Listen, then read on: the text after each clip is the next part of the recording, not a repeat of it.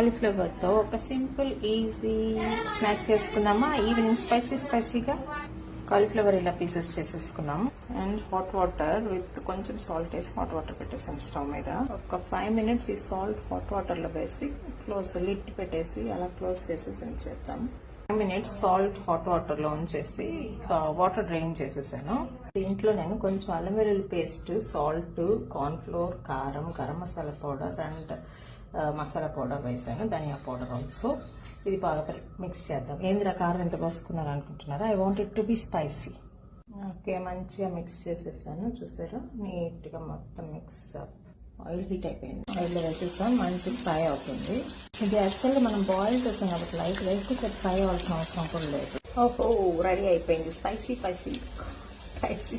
Cauliflower. ఆడ cauliflower ఆడలో కారమే పోసినట్టు మొత్తం అంటారా? అంటే I want it to be spicy అన్నాగా, అంతే మరి అట్లే ఉంటుంది.